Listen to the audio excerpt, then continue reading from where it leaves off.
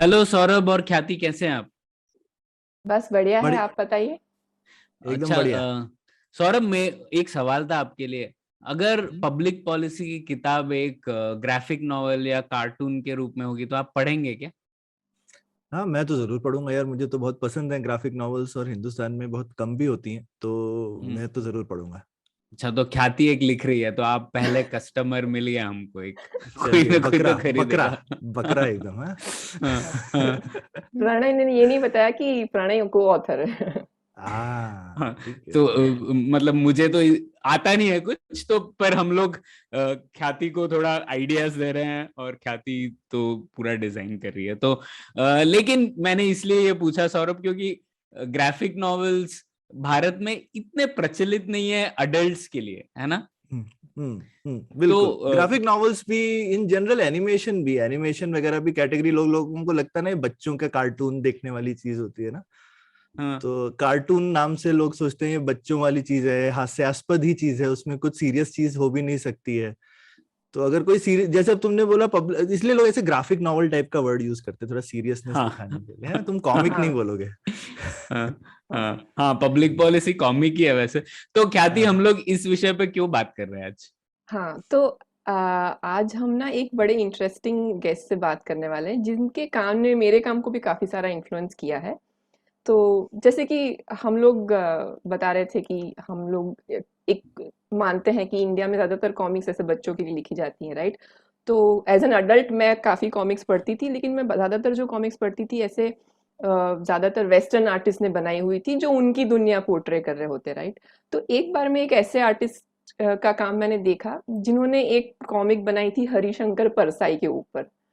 तो ये देख के ना मेरा मतलब दिमाग ही मतलब ये हो गया कि अच्छा, हरिशंकर परसाई पे भी कोई कॉमिक बन सकती है और उसको इस तरह से भी मतलब हमारी लाइफ की जुड़ी चीजों को हम इस तरह से भी प्रेजेंट किया जा सकता है, और वो काफी मजेदार कॉमिक है। तो उसने मेरा नजरिया बदल दिया कि अच्छा, हम मतलब कुछ हम अपनी दुनिया में जो हम देख रहे हैं उसको भी हम कर सकते हैं। ऐसा नहीं कि हमें एक कोई फॉर्मूला ही फॉलो करना चाहिए। तो आई थिंक क्योंकि वो आर्टिस्ट ने उस मुझे काफ़ी इन्फ्लुएंस किया, और आई थिंक सौरभ भी उनको फॉलो करते हैं और काफ़ी लोग हमारे श्रोताओं में से भी फॉलो करते होंगे। तो हमने सोचा कि क्यों ना आज इन आर्टिस्ट से ही बात की जाए कि वो हमें कुछ और बता सकते हैं एनिमेशन इंडस्ट्री के बारे में, इंडिया में क्या हो रहा है उसको लेकर। तो इसलिए हमारे आज के गेस्ट है सुमित कुमार। सुमित कुमार एक कार्टूनिस्ट है जो एक बकर मैक्स नाम का एक कॉमिक्स एंड एनिमेशन स्टूडियो चलाते हैं। उन्होंने अमरबारी, तोमरबारी, नक्सलबारी और कश्मीर की कहानी ऐसी पॉलिटिकल कॉमिक्स या पॉलिटिकल ग्राफिक नॉवेल्स लिखी हैं।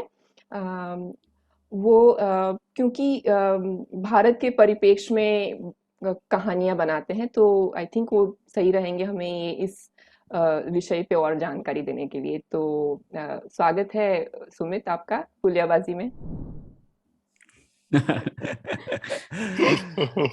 तो इतना वैसे सुमित की जो कंपनी का नाम है बकर मैक्स, वो शायद हमारे पॉडकास्ट का भी हो ही सकता था, है?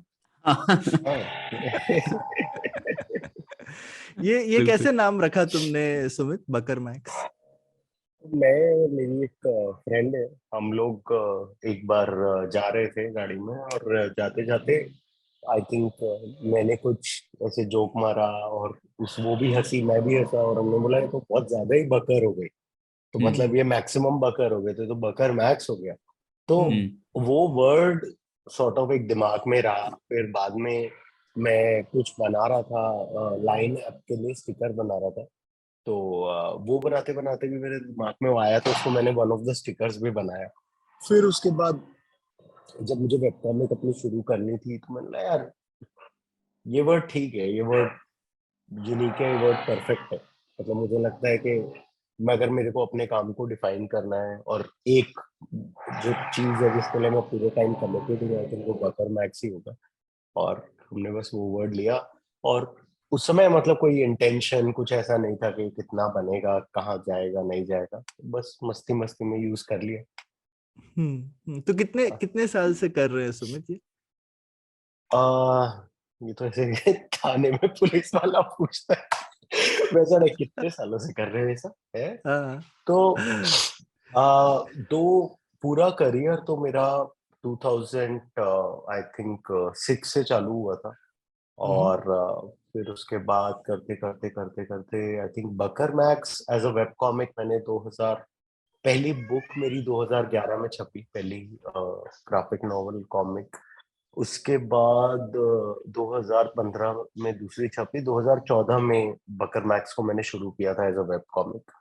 और 2014 से 16 मैंने पार्ट टाइम किया, और 2016 से मैंने बकर मैक्स को प्रॉपरली फुल टाइम किया। और 2020 में हमने इसको एक कंपनी में कन्वर्ट किया। ओके, वो भी एकदम कोविड के टाइम पे ऐसी आपने जान जोखिम वाली काम हाँ किया है? हाँ, मतलब कोविड से आई थिंक हमने 3 महीना पहले कंपनी रजिस्टर की थी, तो ये प्रॉपर कोविड बेबी है ये। तो काफी शर्म आती है बोलने में, बट बेसिकली कोविड के टाइम हम लोग का बहुत अच्छा गया 2 साल। अच्छा, चलो, गुड गुड हाँ। गुड। नहीं, ये किसी किसी का तो गया।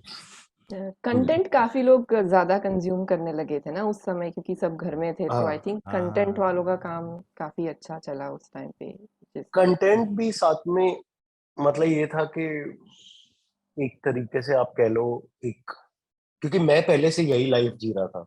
मैं एक कमरा, यही मेरा एक, जिसे कोई भी पूछता है बकर मैक्स का ऑफिस कहाँ है, कोई ऑफिस नहीं है, सब रिमोट है। तो ये जहाँ मैं बैठा हूँ, I call it a sad little room. तो मैं तो पहले से ही सैड लिटिल रूम से काम कर रहा था, और मेरा लाइफ यही था। मैंने 15-15 दिन में घर से बाहर नहीं निकला हुआ, कई बार 1 महीना भी हुआ है। तो मैं तो यही लाइफ जी रहा था बेसिकली, बाकी लोग मेरी लाइफ में आ गए। तो कोविड के टाइम वो एब्सोल्यूट फोकस हो गया, क्योंकि सब लोग उस टाइम, क्या हुआ उस समय, सब लोग कुछ कुछ ढूंढने निकल गए। मैं फ्रेंच सीखूंगा, मैं पता नहीं कुकिंग का मास्टर बन जाऊंगा, मैं अपनी नॉवल लिख लूंगा। हम लोग पहले से ही यही कर रहे थे, तो बस वो एक, हमारा टाइम वो बीच में फैंटेसीज में वेस्ट ही नहीं हुआ, बस काम करते थे। तुम पहले से ही फैंटेसी बना रहे थे। पहले से ही फैंटेसी में था, तो ज्यादा टाइम वेस्ट नहीं हुआ। सही है। तो सुमित, ये तो सौरभ ने मुझे बताया था कि आपने कार्टूनिस्ट प्राण के साथ भी कुछ समय बिताया है, तो क्या आपने सीखा, क्या अनुभव था, उनकी क्या फिलॉसफी थी कार्टूनिंग की, आपकी क्या है, तो उसके बारे में कुछ बताइए ना। हाँ, क्योंकि प्राण सबसे बड़ा लफ्ज है मेरे ख्याल से कार्टूनिंग में इंडिया में, और एक तरह से लोगों को चाचा चौधरी आइकॉनिक कैरेक्टर हैं इंडिया में कार्टूनिंग वगैरह में। और बाकी लोगों ने भी जो बाकी चीजें शुरू करी वो ऑलमोस्ट बेस्ड था उसी को देख के। एक तरह से स्टाइल वही है जिसको लोगों ने थोड़ा कोशिश किया कॉपी करने का। तो क्या आपको लगा उनसे मिलकर, वो उन्होंने भी किसी को कॉपी किया, उन्होंने खुद से बनाया, ये किस तरह से उन्होंने शुरू किया? तो पहले तो कार्टूनिस्ट प्राण मेरे को ज्यादा रेलेवेंट इसलिए भी लगते हैं क्योंकि वो कॉमिक्स बनाते थे। उसके अलावा बाकी सारे कार्टूनिस्ट, आर के लक्ष्मण, मारियो मिरांडा, ये लोग इंडिविजुअल सिंगल पैनल कार्टून्स या इलस्ट्रेशंस के लिए फेमस है। और मैं जब भी किसी को बताता हूँ आई एम अ कार्टूनिस्ट, तो उनका पहला सवाल होता है, काफी टाइम तक था कि किस अखबार के, राइट? तो कार्टूनिस्ट प्राण है जो कॉमिक्स बनाते थे, ठीक है। दूसरी चीज है, हमको ये याद करना पड़ेगा कार्टूनिस्ट प्राण कितने पुराने हैं। So by the time I met him he was already कितने 70 साल से ऊपर के थे वो। तो कार्टूनिस्ट प्राण चाचा चौधरी 1962 में छपा था पहली बार। अच्छा।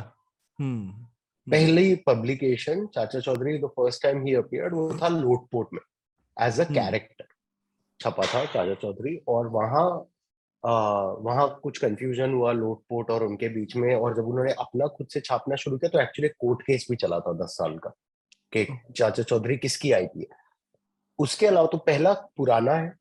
दूसरा, हमें ये ज्यादा लोगों को नहीं पता, और वो काफी बार होता है कि सब लोग कॉमिक्स को बहुत ही सरफेस लेवल पे जानते हैं, पर कॉमिक्स में हम डीप घुसे तो एक्चुअली चाचा चौधरी एंड कार्टूनिस्ट प्राण ही स्टैंड्स एक लेवल पे सब लोगों के साथ। इसका मतलब है कि बेसिकली उन्होंने अपने कैरेक्टर्स को ओन किया, उनके पास खुद कॉपीराइट था। क्रिएटर ओन्ड कॉमिक्स अब जाके, मतलब अब से आई थिंक 20 साल पहले, 2000 के आसपास वेस्टर्न कंट्रीज में वोग में।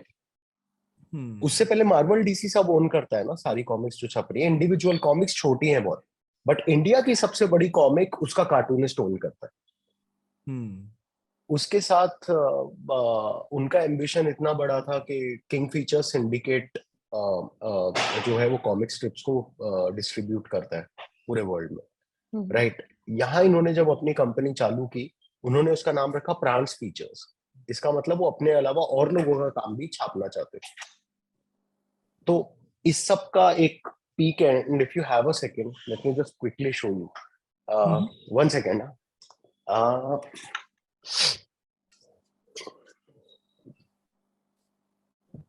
So this is a book called World's Comics Encyclopedia.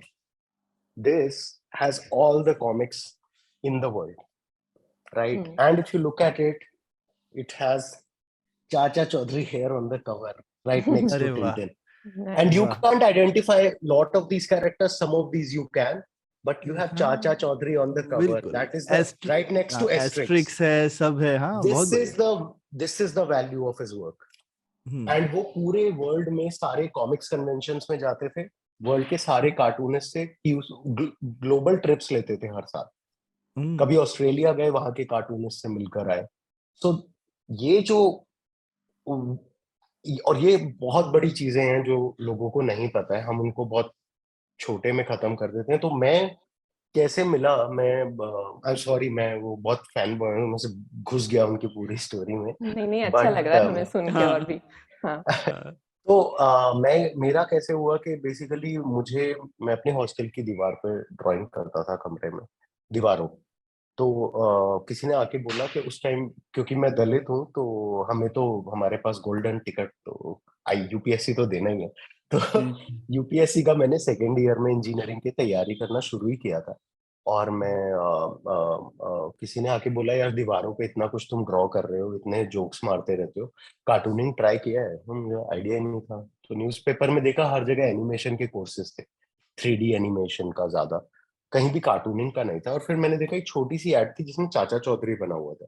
तो मैंने फोन किया, तो इट टर्न्स आउट उनका जो बेटा है निखिल प्राण ने एक एकेडमी, एक इंस्टीट्यूट शुरू किया था, प्रांस मीडिया एकेडमी। वो भी एनिमेशन के ही कोर्सेज करते थे। तो मैंने बोला, यार मतलब मुझे तो कार्टूनिंग करना है, आपके फादर कार्टूनिस्ट हैं, तो प्लीज मतलब देखो कुछ हो सकता है। तो उन्होंने बोला, पहले काम भेजो अपना।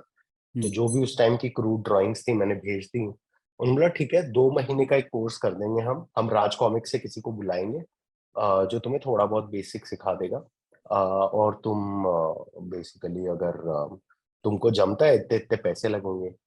तो उस मामले में मतलब मेरी माँ इतनी अच्छी है कि मतलब उन्होंने अपनी सेविंग्स में से निकाल के मुझे पैसे दिए, जो मुझे पता है कि मतलब इतना हमेशा कभी उनके पास नहीं होता था, और उन्होंने दिया। और मैं 2 महीने के लिए मेरी दिन की ट्रेनिंग होती थी डीआरडीओ में। तो वो खत्म करने के बाद मैं शाम को रोज जाता था प्राण मीडिया एकेडमी। और वहाँ ये आर्टिस्ट हैं एक भूपेंद्र आलूवालिया, वो आते थे। और उन्होंने मुझे पूरे मीडियम का एक्सपेंस पढ़ाया 2 महीने में। Cartooning, comics, cel animation, character कैसे ड्रॉ करते हैं, मूवमेंट्स कैसे ऑब्जर्व करते हैं, पूरा एक्सपेंस उस आदमी ने मुझे पढ़ाया। और उसमें मेरी 2 महीने की ट्रेनिंग में लास्ट हफ्ता था जाके कार्टूनिस्ट प्राण के साथ काम करना। और मैं वहां गया, उनका जो घर है उसमें, एक तो घर नारायणा विहार में। तो अगर आप नारायणा विहार में हो तो आप कभी उस टाइम पे स्पॉट कर सकते थे कार्टूनिस्ट प्राण को जूस पीते हुए। और जूस पीते हुए भी उनका मुंह वही होता था जो उनकी कॉमिक्स में होता था ना कि कार्टूनिस्ट प्राण कसूर पाकिस्तान में पैदा हुए। तो मैं गए, तो वहां मैं गया, बाहर ऐसे मेटल में प्राण लिखा है। और मैंने सोचा मैं गेट खोलूंगा तो ऐसे वॉल्ट डिज्नी प्रोडक्शंस की तरह 4 असिस्टेंट होंगे, वेयर इज प्राण sir, what's happening, this that. अंदर गया तो उनकी बीवी आई, उन्होंने बोला ऊपर टॉप फ्लोर पे चले गए। तो मैं ऊपर टॉप फ्लोर पे गया। तो टॉप फ्लोर में लिटरली एक सैड लिटिल रूम, उसके साथ एक और sad little room, 2 sad little room है। एक कार्टूनिस्ट प्राण का है जिसमें बैठ के ऐसे ड्रॉ करते हैं, और दूसरा सैड लिटिल रूम है जहाँ उनका एक असिस्टेंट बैठता है और उनके सामान वामान स्टोर्ड है वो सब। और काफी डिमोटिवेटिंग था वो। और फिर उन्होंने मुझे स्क्रिप्ट दी। उन्होंने बोला, ये स्क्रिप्ट लो, ड्रॉ करना शुरू करो। मैंने ड्रॉ किया। फिर मैंने जाके कुछ कुछ क्वेश्चन पूछे जो मुझे हमेशा खाते थे कि आप ये स्वेटर पे बेसिकली वो हमेशा जब भी स्वेटर बनाते थे, तो ये लेट्स से ऐसा स्वेटर है, तो स्वेटर पे ये ऐसे बनाते थे। तो मैंने बोला ये आप ऐसे क्यों बनाते हो, हाँ हाँ, मतलब करेक्ट। तो हाँ। ये मतलब काफी अजीब तरीका है वुल दिखाने का। तो वो कहते थे मतलब वो देख के रफनेस दिखती है एकदम से कि कपड़ा स्मूथ नहीं है। तो ऐसे कुछ कुछ क्वेश्चन पूछे, but I think intelligent question मेरे काफी जल्दी खत्म हो गए, क्योंकि दिमाग तो मेरे में है नहीं। तो फिर उसके बाद मैं उनसे फुल ऐसे 2 सेकंड में, आई थिंक अगले दिन ही मैं peer to peer type question from one cartoonist to another, sir what do you think about future of animation. बेटा अभी टाइम है नहीं, होगा तो बात करेंगे। तो I think that 1 week was my only interaction. I spoke 2-3 more times with him for different specific questions I had, and all his answers were, matlab, it's just 3 calls I had, and all 3 had like these big nuggets, which are now something I keep to myself and use. So that's all the interaction I had with him. But मतलब the scale of cartoonist Pran बहुत बड़ा scale है, बहुत बहुत ही बड़ा scale है। Professionalism world level पे इस लेवल का कार्टूनिस्ट होना बहुत बड़ी बात है कि हमारे पास ऐसा एक कार्टूनिस्ट था। वाह। पर इससे पहले जो आपने बोला उसमें उससे ही मुझे एक सवाल आया कि आपने कहा किसी ने आपको ट्रेनिंग दी ना 2 महीने के लिए, तो सिर्फ आप सीख रहे थे कि एक बड़ी क्लास थी और बहुत अकेला, लोग? मैं अकेला था, किसी और को आई थिंक इंटरेस्ट मतलब इंटरेस्ट जो है किसी और को होगा, पर मेन ये था कि मेरे को ये सब पता नहीं था उस टाइम पे कि डिजाइन होता है, एक एनआईडी है, आर्ट के कॉलेजेस होते हैं, ये सब कुछ भी नहीं पता था, क्योंकि मेरे फैमिली में दूर दूर तक लोग या तो गुंडे हैं या एडवोकेट्स हैं, बीच में कोई नहीं है। आर्ट आर्ट का वर्ड भी नहीं पता किसी को, तो कोई बताने वाला नहीं था, तो मेरे को आइडिया नहीं था। तो ये ऐसा हुआ कि मैं अकेला ही था उस क्लास में, बस कि वो मेरे लिए ही स्पेसिफिकली उन्होंने बोला चलो ये ठीक ठाक एक है, इसके पास अमाउंट दे रहा है, तो उन्होंने भी ढूंढ दिया इंसान। वाह। पर तो उस टाइम के जो कॉमिक्स एनिमेशन इंडस्ट्री है उसका थोड़ा लैंडस्केप समझाइए ना सुमित, की जैसे आपने कहा राज कॉमिक्स था और प्राण का तो आपने कहा वो खुद ही एक कंपनी थे, मतलब सब मीडिया प्रोडक्शन टीचिंग भी कर रहे हैं और कॉमिक्स के टीचिंग वो नहीं कर कैरेक्टर भी रहा। ओन कर रहे हैं, तो थोड़ा समझाइए ना कैसा लैंडस्केप। हमारा जो कॉमिक्स का लैंडस्केप है उसका सबसे अच्छा टाइम आया था 90s में, जब राज कॉमिक्स और चाचा चौधरी वगैरह ये सब तो थे ही, और everybody who could print and publish comics सब कॉमिक्स छाप रहे थे, कॉमिक्स खूब बिक रही थी उस टाइम पे।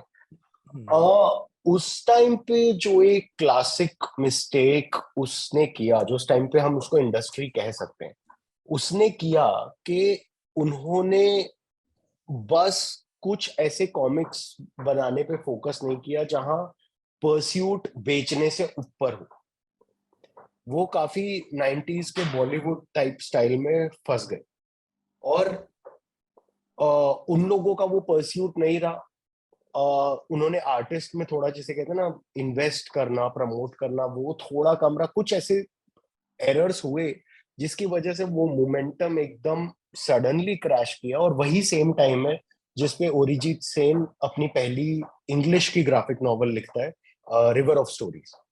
तो बेसिकली ये रिवर ऑफ स्टोरीज के लेवल का काम हिंदी में भी हो सकता था, और वो एक बहुत नेचुरल प्रोग्रेशन होता पूरे मीडियम का, पर वो नहीं हो पाया। और उसके बाद से आई थिंक कॉमिक्स वगैरह हमेशा से सॉर्ट ऑफ फ्रिंज बन गया, थोड़ा टूट सा गया, तो अलग अलग स्पेसेस में होता रहा, पर वो जो मोमेंटम है वो तब से वापस नहीं आया। एनिमेशन का ये है कि एनिमेशन इंडिया में हर चीज में हम जाके तो बोल सकते हैं हमारे इतिहास में था, महाभारत में सब कुछ है, पर मतलब इंडिया में एनिमेशन और कॉमिक्स अमेरिका के नेटिव मीडियम है, और कॉमिक्स जापान का भी है, और फ्रांस बेल्जियम का भी है। तो एनिमेशन का जो टाइम था वो सबसे अच्छा टाइम था 50s। 50s में इंडिया में नहीं, अच्छा नहीं सॉरी, 50s में स्टार्ट हुआ इंडिया में। तो 50s में एक एनिमेटर आए थे डिज्नी से, और इंडिया की एक ऑर्गेनाइजेशन है फिल्म्स डिवीजन, गवर्नमेंट की है, उन्होंने उनको इनवाइट किया था, और उन्होंने एक ग्रुप ऑफ एनिमेटर्स को ट्रेन किया था। और उसमें उस जो ग्रुप से एनिमेटर्स निकले, उसमें मतलब इंडिया के बाप दादा हैं एनिमेशन के, राम मोहन, और एक है I think Bhishma, I'm forgetting his name, तो वो एनिमेटर अच्छा, तो लोग ये गाली इन देंगे लोगों मेरे ने को। वो जो पुराने बढ़िया बढ़िया फिल्म डिवीजन के सारे, एनिमेशन, वो हाँ जी, सुमी एक वगैरह और चिड़िया, ये सब। अनेक चिड़िया, ओह! हाँ, हाँ, हाँ, ओके हाँ। सारे, ओके, इसीलिए वो हाँ इतने बढ़िया एनिमेशन है। हाँ, वो बनाए इन लोगों ने अपने आप है। ये लोग तो उस टाइम पे एक बैम्बी स्टाइल फिल्म पे काम कर रहे थे उस एनिमेटर के साथ मिलकर, वो फिल्म कभी नहीं आई बाहर, पर वहां हम्म से जो इन लोगों ने सीखा उससे आपको ये सारी अपनी एनिमेटेड छोटी छोटी मिलती हैं, एक ये हम्म सारी जितनी आप देखते हैं आज। फिर उसके बाद उसी टाइम से आई थिंक फिर एनिमेशन चल रहा है, नॉन स्टॉप चल रहा है। क्या होता है, आप तक बहुत चीजें नहीं पहुंचती, पर बहुत हमेशा इंडस्ट्री में आई थिंक 10-15 लोग एनिमेशन में ऐसे रहे हैं जिन्होंने बहुत अच्छा अच्छा काम किया, जो अलग अलग जगह अप्रिशिएट हुआ है। पर इसमें सबसे बड़ा जो नाम है वो राम मोहन का, क्योंकि राम मोहन उस एरा से लेकर हर एरा में राम मोहन ने लेजेंडरी काम किया है। और ये पीक करता है जब एक डॉक्यूमेंट्री फिल्म मेकर जापान से डिसाइड करता है कि मैं रामायण को एनिमेशन में बनाऊंगा, और वो राम मोहन को हायर करता है, और राम मोहन उसकी पूरी एनिमेशन डायरेक्ट करता है, और उससे हमें जो अपनी anime Ramayana animated Ramayana film है हमें वो मिलती है। हुँ। तो वो अभी तक का आई थिंक पीक वर्क है इन एनिमेशन पर। उसके अलावा दूसरा एक और काम है जो इंडिया में ही हुआ है, again Arjun the animated film, वो भी काफी उस मामले में लैंडमार्क फिल्म है, क्योंकि उसको बनाना वगैरह उसका जो डायरेक्टर है वो एक्सट्रीमली पैशनेट आदमी, actually he is no more, and अभी भी उनके साथ जो लिखते थे Rajesh Devraj, still there. And तो आई थिंक एनिमेशन हमेशा से डिसेंटली रहा है। कॉमिक्स का बहुत अच्छा मोमेंटम आया था, बट इट सैडली आगे थोड़ा उस क्रैश। पे बिल्डअप नहीं हो पाया, आगे और इतना हाँ कुछ हो नहीं पाया। हाँ हाँ, तो सुमित थोड़ा-सा हमें समझाएँगे कि ये, क्योंकि काफ़ी लोग ये जानते नहीं है और इनफैक्ट मैं भी कुछ इतना ज़्यादा जानती नहीं हूँ कि एनिमेशन का प्रोसेस क्या होता है? जैसे हम लोग ज़्यादा फ़िल्म कैसे बनती है उसका प्रोसेस फिर भी थोड़ा ज़्यादा समझते हैं, लेकिन एनिमेशन एक फ़िल्म डायरेक्ट करने से कैसा डिफरेंट है? और एनिमेशन के क्या स्टेजेज़ हैं? उसको एक कहानी या कांसेप्ट से लेके आपको पूरा एनिमेशन पिक्चर बनाने तक की पूरी जो प्रोसेस में क्या-क्या चीज़ें आती हैं? क्या एक थोड़ा-सा मोटा-मोटा बता सकते हैं? और क्या डिफरेंस है मतलब एक पिक्चर देखने और उसके बीच में? हाँ, एफर्ट के हिसाब से, प्लानिंग के हिसाब से? तो एनिमेशन में एक स्टेप जो बहुत डिफरेंट है रेगुलर फिल्म मेकिंग में। रेगुलर फिल्म मेकिंग में आप स्क्रिप्ट लिखते हो, यहाँ भी स्क्रिप्ट है, आप वहां जाके फिर एक्चुअल लोकेशन पे शूट करते हो, फिर आप फुटेज को एडिट करते हो और आपकी फाइनल फिल्म बनती है। हमारे यहाँ हम लोग स्क्रिप्ट लिखते हैं, उसके बाद हम लोग पहले एडिटिंग करते हैं। तो हम लोग पहले रफ ड्राइंग्स बनाते हैं, स्टोरी बोर्ड, और हम उसको पुट टुगेदर करके पहले एडिटिंग करके अपनी फाइनल फिल्म बना लेते हैं कि ये हमारी फाइनल फिल्म होगी। उस पर वॉइस ओवर भी शुरू में स्क्रैच डालते हैं, बट बेसिकली एंड तक हम उसमें फाइनल वॉइस ओवर वगैरह सब लगा के हमारी फाइनल फिल्म तैयार कर लेते हैं। वो एडिटिंग पहले कर लेते हैं, फिर उसके बाद हम उसी टाइम पर हम एक्सप्लोरेशन करके ये डिसाइड करते हैं हमारी फिल्म का स्टाइल कैसा होगा, देखने में कैसी लगेगी, लुक एंड फील कैसा होगा। और वो होने के बाद फिर हम उसको एनिमेट करते हैं पूरी फिल्म को, और फिर we have our final product. मतलब एनिमेशन में रॉ फुटेज कुछ भी एक सेकंड भी एक्स्ट्रा नहीं बनाते हैं, क्योंकि वो एफर्ट है। तो इसीलिए हम अपने पहले एडिटिंग करते हैं और बाद में फिर फिल्म को बनाते हैं। ये ये तो बहुत इंटरेस्टिंग आपने टेक्निकलिटी बताई, जो आई थिंक काउंटर इंट्यूटिव काफी। हाँ, और हम्म मुझे ये बताइए सुमित थोड़ा-सा कि सिर्फ पहले तो मुझे पता था कि एनिमेशन ऐसे बड़ा फ्रेम बाय फ्रेम ऐसे बोलते थे, राइट? तो अभी हाँ जो रिसेंटली मॉडर्न एनिमेशन काफ़ी डिफरेंट हो गया है, राइट? तो हम्म उसमें और इसमें क्या-क्या डिफरेंस आए हैं? मतलब काफ़ी चीज़ें ऑटोमेटेड हो जाती है, मेन अंतर क्या आया है? तो ये तो है ही कि टाइम के साथ, मतलब सबसे बड़ा जो एडवांटेज है वो बहुत पहले आ चुका है। मतलब उसमें और अब में आ, हाँ कुछ खास फर्क आए हैं, बट इतना बड़ा नहीं आया। सबसे बड़ा फर्क बस ये है कि पहले वो एक्चुअल रील वाले कैमरा से हर फ्रेम को शूट करते थे और उसको प्रोसेस करके बनाते थे। ओके। बट बस वो जो कंप्यूटर का डिफरेंस आया उसके बाद से बस टेक्नोलॉजी इवॉल्व करती जा रही है, बट एनिमेशन बहुत सारी बार लोग कहते हैं कि 3D एनिमेशन है तो उसमें ड्राइंग नहीं चाहिए, ये नहीं चाहिए। तो एनिमेशन का एसेंस ड्राइंग है, सिंपली पुट। मतलब मेन चीज है ये नहीं कि हम ड्राइंग हटा दें ताकि लोगों को एनिमेशन इजी लगे या लोग एनिमेशन में। मेन चीज है लोगों का ड्राइंग का डर हटाना ज्यादा इंपॉर्टेंट है ताकि ज्यादा लोग एनिमेशन में आए। सो पर एनिमेशन ड्राइंग और ड्राइंग ही एनिमेशन है, दोनों जिसे कहते हैं ना चाचा ही भतीजा है और भतीजा ही चाचा है, वो उनकी रिश्तेदारी खत्म ही नहीं हो सकती। हम लोग अब जब एनिमेट भी करते हैं तो हम ड्राइंग्स काउंट करते हैं कि इतनी ड्राइंग्स में हो जाएगा। कोई एक एक्शन देखते हैं तो देख के हाँ समझ आ जाता है इतनी ड्राइंग्स में हो जाएगा। और वो जो रूट है वही रूट हर चीज को फीड करता है। जो सारे टूल्स है ये हर बार कभी ना कभी कोई अलग टूल यूज हो जाता है। तो क्या होता है जो भी नया इंसान आता है वो टूल्स में इतना खो जाता है कि वो भूल जाता है कि एसेंस कि 70-60% फिल्म अभी भी हाथ से बनती है, हाथ से ड्राइंग होती है, बस टूल चेंज हो गए। जैसे फॉर एग्जांपल आईपैड है, उस पे प्रोक्रिएट में भी एनिमेशन के टूल्स आ गए, मैं वो यूज कर सकता हूँ। उसके अलावा आई थिंक मांगा स्टूडियो करके सॉफ्टवेयर, उस पे कर सकता हूँ। टून बूम करके एक सॉफ्टवेयर है, तो basically there is a thing called rigging जिसमें आप ऐसे पपेट बना लेते हो, राइट। वो पपेट बना लिया आपने, और वो पहले 3D में बनता था, बट 2D में भी बनता है, फ्लैश पे बनता है, एनिमेट में बनता है, बट टून बूम में और कॉम्प्लेक्स पपेट्स बना सकते हो। फिर उसके बाद एक सॉफ्टवेयर है अपना कैरेक्टर एनिमेट, उस पे आपने एक बार पपेट बना लिया तो मैं बस कैमरा ऑन करके बोलूंगा और वो पूरे कैरेक्टर को मेरी मूवमेंट पे हिलाता है। वो भी है। कैरेक्टर एनिमेटर के बाद अभी एडवांस टूल्स जो है एनिमेशन में, स्कोप ऑफ द प्रोजेक्ट के हिसाब से, कि मतलब अगर आप फीचर कर रहे हो, अगर आप बड़ा कुछ कर रहे हो, छोटे में भी कर सकते हो, पर बहुत सारे एडवांस टूल्स पे आ गए। जैसे एक एआई का टूल है एपसिंथ जो एनिमेशन को कलर कर सकता है। तो बेसिकली मुझे अपनी एक ऐसे पूरी वीडियो रिकॉर्ड करनी है ये सब करते हुए, और इसका सिमिलर अगर मैं एनिमेशन बना दूं और मैं उसको ये फ्रेम दे दूं तो वो पूरे उसको कलर कर देगा। तो अभी बकर मैक्स की एक नई शॉर्ट फिल्म आ रही है, चार राम है उसका नाम। तो चार राम को हमने एआई से कलर किया, तो उस पूरी फिल्म को एआई ने ही कलर किया, हमने बस एक दो फ्रेम कलर करके उसको फीड किया, उसने कुछ गलतियां की, हमने और फ्रेम फीड किए, और इवेंचुअली उसने पूरी फिल्म को कलर कर दी।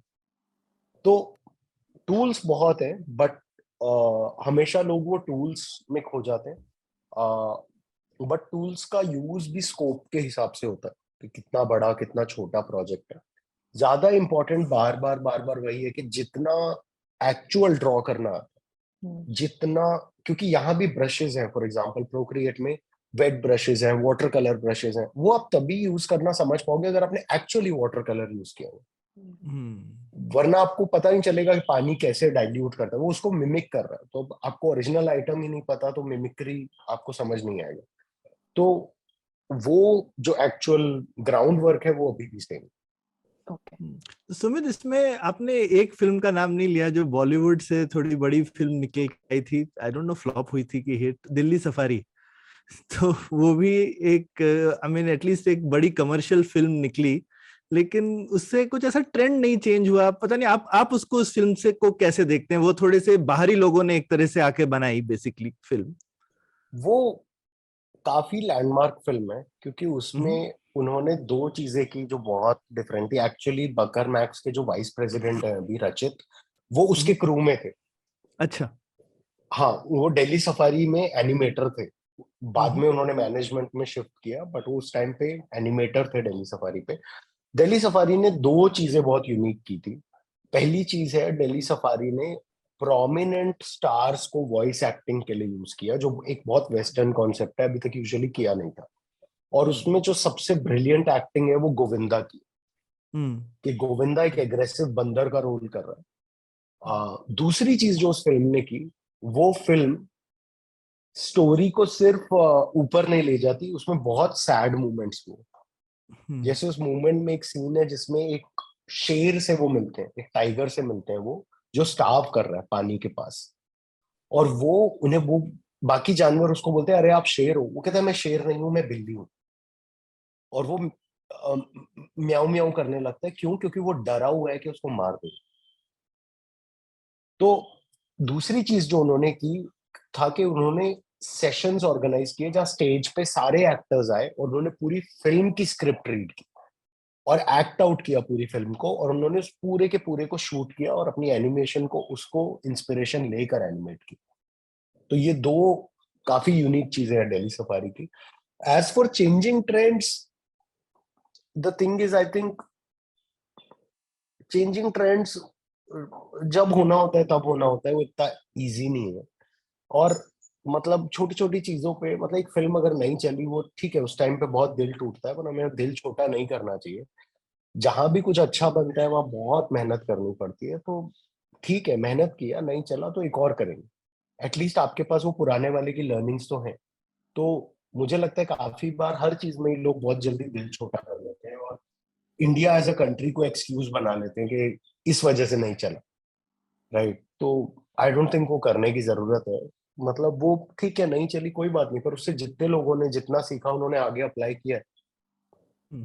लेकिन वो नहीं चलने की वजह से, जैसा लोग सोच रहे थे कि बहुत मूवीज, बाय द वे मैं एक चीज बोलना चाहता हूँ कि प्रोमिनेंट एक्टर मुझे जो पहला याद है वो, क्योंकि शेर खान की आवाज नाना पाटेकर की हाँ थी जंगल बुक हाँ। में। हाँ मेरे ख्याल से वो पहला लैंडमार्क था कि लोगों ने हम्म। पहली बार किसी एक बड़े एक्टर की आवाज जंगल बुक में लोगों ने यूज की थी।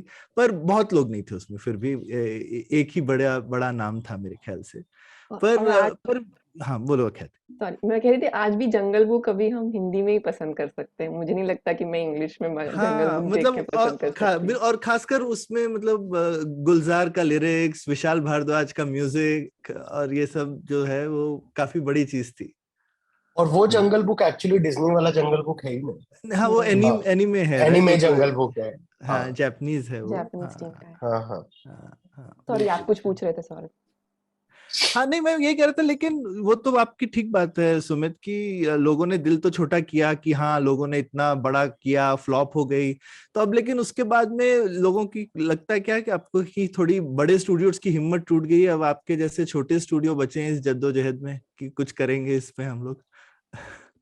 तो मतलब वो तो इंडस्ट्री का ट्रेंड है ना। इंडस्ट्री को एक प्रूफ ऑफ कॉन्सेप्ट चाहिए होता है, फिर वो 10 महीने में उसके 20 कॉपीज निकाल देते हैं। वो तो बहुत सिंपल है। और फिर जो नया होता है वो होकर पुराना हो जाता है। फिर कुछ नया, जब भी कोई नया लेके आता है तो लोग पागलों की तरह मना करते रहते हैं। फिर कुछ प्रूव होता है, तो वो तो नॉर्मल लाइफ का ट्रेंड है। मतलब उस पे मुझे लगता नहीं दिल छोटा करना चाहिए। और हमेशा जो अजीबोगरीब चीज है वो कोई छोटा ही शुरू करता है। तो वो है, तो मतलब मैं तो उसको मैटर ऑफ फैक्ट लेकर चल रहा हूँ, क्योंकि हम लोग बकर मैक्स को कोई अभी वाला जो स्टार्टअप्स का पागलपन है उसमें तो नहीं बिल्ड कर रहे हैं एज अ कंपनी। हम तो बकर मैक्स को अगले 15 20 40 ईयर्स के पर्सपेक्टिव से बिल्ड कर रहे हैं कि एक पूरे इंडस्ट्री में एक डिसेंट छोटा सा स्टूडियो हो जो एफर्ट्स को सपोर्ट और बैक करता रहे, ताकि उनमें से कोई एक भी ब्रेक थ्रू होता है तो इंडस्ट्री की शेप चेंज हो सकती है। तो बस हम उस पर्सपेक्टिव से काम कर रहे हैं। और हम ऐसा कुछ, हम कभी भी वो टर्म भी एक्चुअली अब धीरे धीरे हटा रहे हैं। हमें वो इंडियाज बेस्ट बोलने में कोई इंटरेस्ट नहीं है। हम लोग तो बस एक डिसेंट नॉर्मल स्टूडियो बनना है, बस उतना ही गोल। तो और आपके जैसे मतलब कितने स्टूडियो होंगे सुमित इंडिया में? बहुत बहुत अकेली दुनिया है आप लोगों के लिए, या है बिरादरी है कुछ? मतलब जो एनिमेशन इंडस्ट्री है ना, वो आप समझ लो वो देवानंद का गाना नहीं है फूलों के रंग से, उसमें होता है ना भीड़ के बीच बीच में रह जाए अकेला। वो टाइप का सीन है कि एनिमेशन में है बहुत सारे, बट जिसको आप एक्चुअल इंडियन एनिमेशन इंडस्ट्री कहोगे वो मतलब ज्यादा से ज्यादा आई थिंक 5 6 7 स्टूडियोज हैं। तो बस उतना ही है। और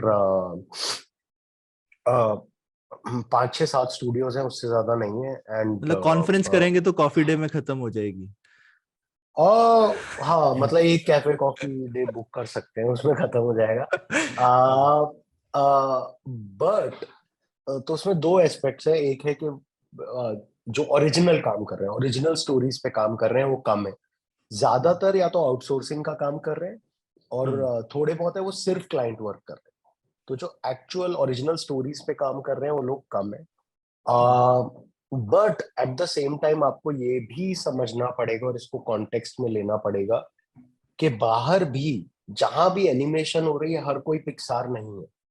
जो बिल्कुल। नेचुरल अजम्पशन आता है ना कि बाहर तो हर कोई पिक्सार है, वैसा नहीं है। बाहर भी ऐसे बहुत सारे छोटे छोटे छोटे छोटे स्टूडियोज हैं जिनकी फिल्म्स काफी बार मैसिव हो जाती है एकदम से।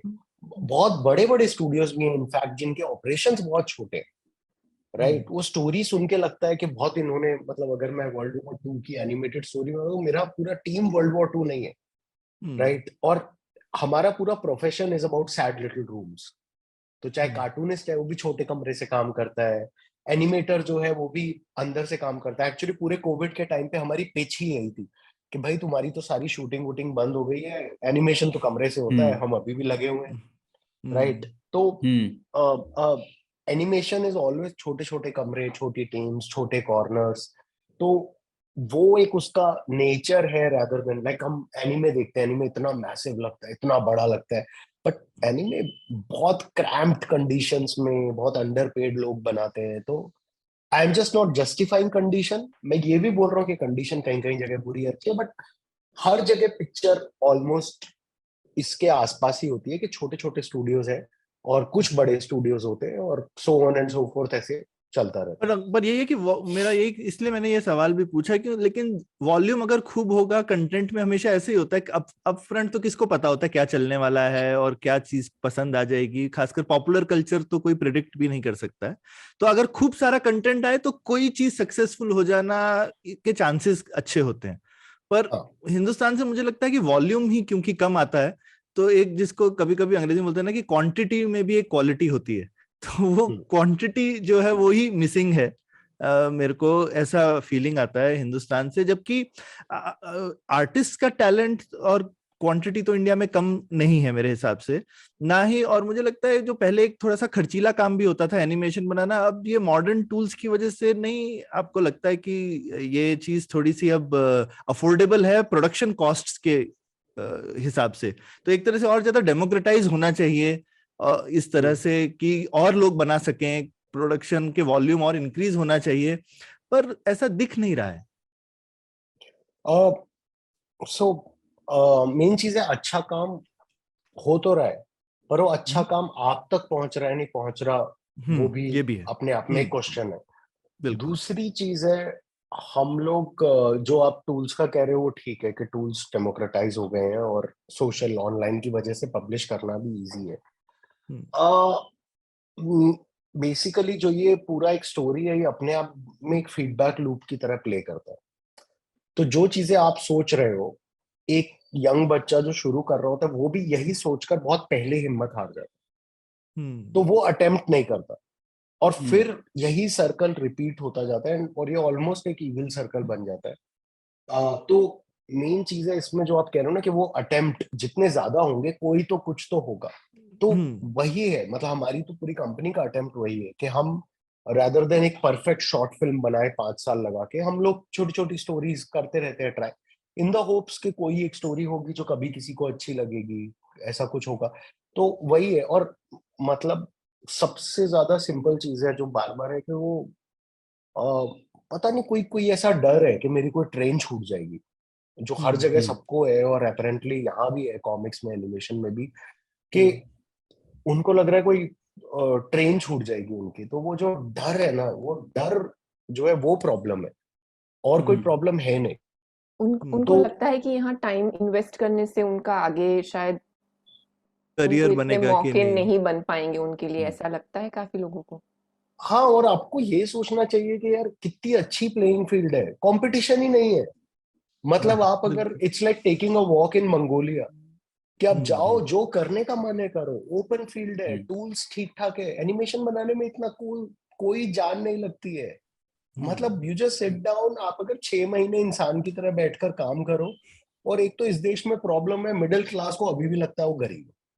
ये मिडिल क्लास डाइसन के वैक्यूम क्लीनर खरीद खरीद के सोचती है कि मैं गरीब गरीब हूँ। वो टीवीएफ की सीरीज देख देख के ताली मार मार के पागल हुई है, उसको नहीं पता कि रूरल इंडिया में जान जा रही है लोगों की।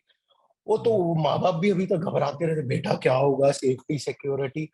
भाई जब तक 3 टाइम की रोटी प्रॉमिस्ड है, तुम पेपर पेन उठाओ और जितना पागल होना है हो जाओ ना, क्या जा रहा है। तो वो जो ओवरऑल एक सेंस ऑफ फियर है, मुझे पता नहीं कहाँ से आ रहा है।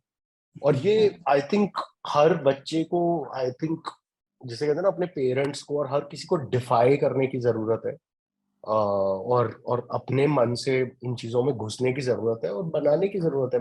मेक अ गंदी सी एनिमेटेड फिल्म बनाओ, बनाओ, डालो, फिर एक और बनाओ, फिर एक और बनाओ, और तब तक बनाते जाओ जब तक या तो पागल नहीं हो जाओ या कोई एक अच्छी ना लगे लोगों को। मुझे लगता है इसमें ना जैसे हमें रोल मॉडल की भी कमी है। जैसे कि आपने बताया कि आपकी फैमिली में भी ऐसे आपके आसपास कोई ऐसे नहीं थे जो कर रहे थे, तो आपको आइडिया नहीं था। वैसे मेरे साथ भी यही था कि मेरे सामने सब लोग जो कर रहे थे इंजीनियरिंग ही कर रहे थे और मैंने मन से किया, लेकिन फिर भी मेरे लिए ये ऑप्शन हो सकता है ये कभी मैंने सोचा ही नहीं। मतलब वो बाय फ्लूक मुझे मिल गया, वो अलग बात है। पर वो सब ऐसे बहुत सारे लोग को तो ये ऑप्शन हमारे दिमाग में ही नहीं होता, इसलिए फिर कहाँ से आएगा ना, वही है। हम्म। खैर, उसमें मुझे और एक एक्चुअली आपने बीच में मेंशन किया कि अभी काफी सारा ग्लोबल एनिमेशन वर्क भी इंडिया में आ रहा है, काफी ऑफशोरिंग हो रही है, राइट? तो थोड़ा सा उसके बारे में बताइए ना कि ये इंडस्ट्री मतलब क्या है, उसमें क्या होता है, यहाँ पे क्या वो ऑफशोरिंग हो रही एक तो वो अभी नहीं, बहुत टाइम से ही हो रही है, बहुत पहले से हो रही है। तो जैसे टेक्नोलॉजी आउटसोर्सिंग होती है, वो एक्चुअली उसी का पार्ट है। ये लोग, गवर्नमेंट ऑफ इंडिया बार बार बोलती है एनिमेशन इतना बड़ा सेक्टर है, इतने सारे पैसे हैं उसमें, इतना सारा कुछ है, और वो हमेशा ये आउटसोर्सिंग इंडस्ट्री को उसमें काउंट करती है। अब आउटसोर्सिंग इंडस्ट्री जो है वो इंडियन एनिमेशन इंडस्ट्री का पार्ट है नहीं। तो वो, मतलब वैभव कुमरेश जो अभी आज के डेट में India almost the best animator we have, he, उन्होंने भी यही बात बोली है कि ये इंडियन एनिमेशन इंडस्ट्री का पार्ट नहीं है आउटसोर्सिंग इंडस्ट्री। आउटसोर्सिंग इंडस्ट्री बाहर से पूरा एक शो लिखा हुआ आता है, उसकी स्क्रिप्ट रेडी होती है, उसके स्टोरी बोर्ड्स बने हुए होते हैं, और उसका एक एनिमेटिक भी बना होता है जिसमें वो विजुअल लाइनअप होते हैं, और एनिमेटिक में काफी डिटेल होती है। तो अगर एक शॉट में कोई ऐसे ऐसे ऐसे बोल रहा है तो उसके बहुत इंडिविजुअल डिटेल्ड चीजें बनी हुई आती हैं, टू द पॉइंट जहां उसमें दिमाग लगाने की जरूरत नहीं। और उसको करने के लिए ये लोग कंपनीज खोलते हैं, और इन कंपनीज में ये लोग जाते हैं बाहर के इंटरनेशनल कॉन्फ्रेंसेस में, वहां जा जाकर ये पैक करते हैं अपना कंपनीज, और वहां से वो लेकर आते हैं प्रोजेक्ट्स। और ये लोग के जो कंपोजिशन होती है उसमें सीनियर्स बड़े कम होते हैं, और बहुत सारे यंग ग्रेजुएट्स होते हैं, और बहुत सारे इंटर्न्स होते हैं। तो एक मैसिव वर्कफोर्स होती है जिसको पैसा नहीं दे रहे, और एक बहुत मैसिव वर्कफोर्स होती है जिसको बहुत कम पैसा दे रहे होते हैं, और बहुत बड़े बड़े वर्क हॉल्स में ये लोग उनसे काम कराते हैं, जहां उनको एक्चुअली अपना मोबाइल भी बाहर लॉक करके आना होता है। और इसमें जो कमाई है ये लोग सिर्फ वॉल्यूम में कर सकते हैं। तो ये लोग ऐसे जायंट फैक्ट्रीज बनाते हैं, और वहां आर्टिस्ट को दिमाग लगाने की जरूरत नहीं है, और उसका इम्पैक्ट ये होता है कि इवेंचुअली जो वो पूरी एक ग्रुप ऑफ पीपल है, उनका वो पार्ट, पहली बात तो उनका यूज नहीं होता वो फैकल्टी, और वो शार्प नहीं होती इतनी। और दूसरी चीज है white people also, right? So white people as usual don't understand कि उन्होंने कैसे कैसे दुनिया की ऐसी तैसी फेरी है। तो यहाँ भी सेम सीन है कि उन लोग को समझ आ गया है कि उनको इतना अच्छा बेनिफिट है कि इतने, जो मेन कंपोनेंट है एक बहुत बड़ा एनिमेशन का प्रोडक्शन, वो उनका जस्ट करेंसी की वजह से इतने सस्ते में हो रहा है कि वो अजीब अजीब और एक्सपेरिमेंट ट्राई करते रहते हैं। तो जैसे इंडिया के कास्ट सिस्टम वाला सीन है ना, कि लास्ट जो एडवांटेज मिला हुआ है वही प्ले ऑफ होता जा रहा है, उसका बेनिफिट और मिलता जा रहा है। तो वो करेंसी जो जब सेट हो गई थी उसका बेनिफिट इस तरफ भी है, एनिमेशन में भी, कि वो अजीब अजीब आइडियाज ट्राई करते जा रहे हैं, क्योंकि उनका जो प्रोडक्शन वाला पार्ट है उसमें पैसे कम लगते हैं। तो ये रहता है उधर। और अब तो जो स्पेशल इफेक्ट्स है उसमें भी यही होता है।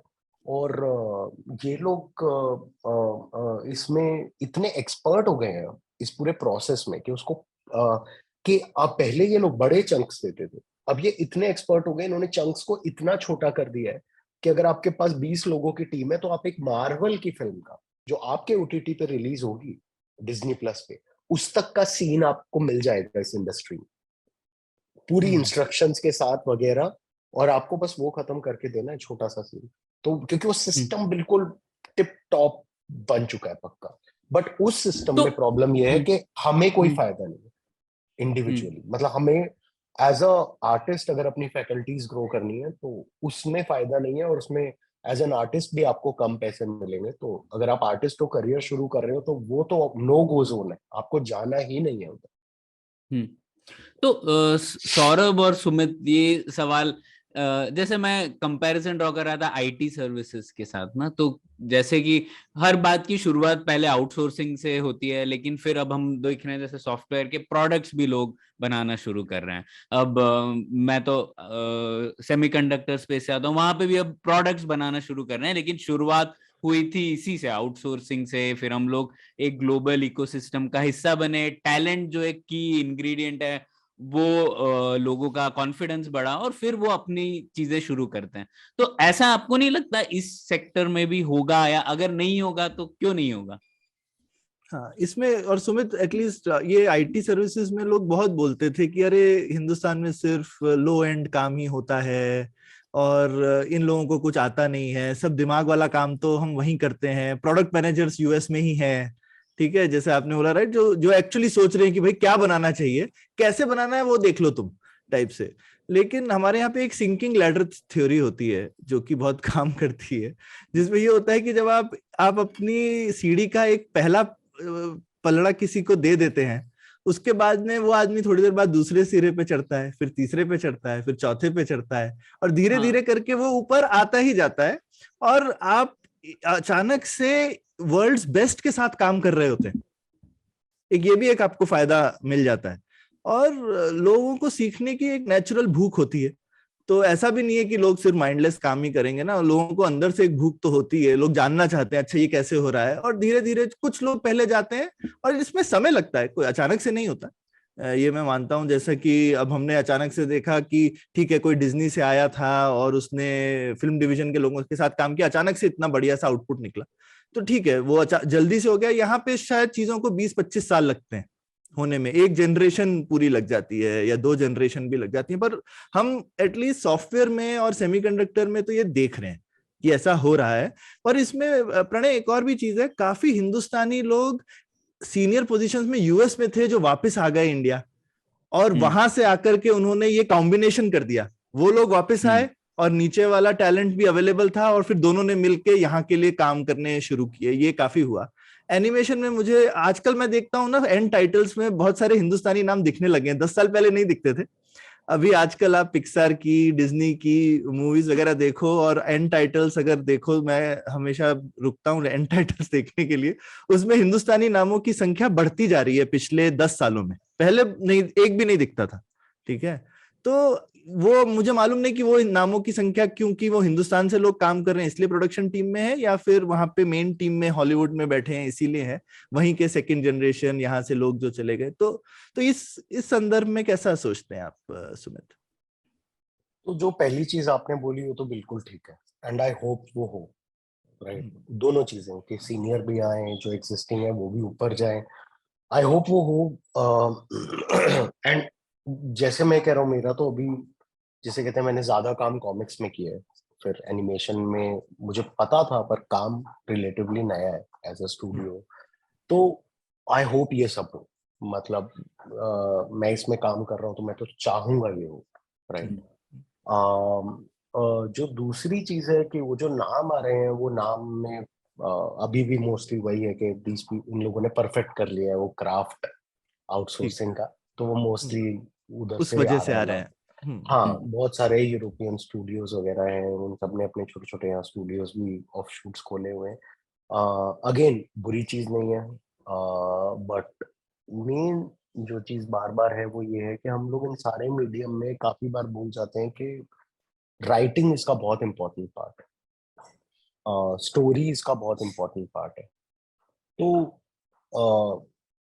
हाँ, आप वो भी रिलेट करेंगे कि ठीक है आप स्टूडियो में काम कर रहे हैं, पहला स्टेप चल लिया तो दूसरा भी चढ़ लेंगे, बट अपनी कहानी कहना वो एक बहुत बड़ा लीप होता है, जो बहुत एक इमोशनल लीप होता है, जो नेचुरल नहीं है वो लीप, मतलब बहुत उसके लिए बहुत हिम्मत लगती है, बहुत डर के थ्रू गुजरना पड़ता है, बहुत सेल्फ डाउट के थ्रू गुजरना पड़ता है।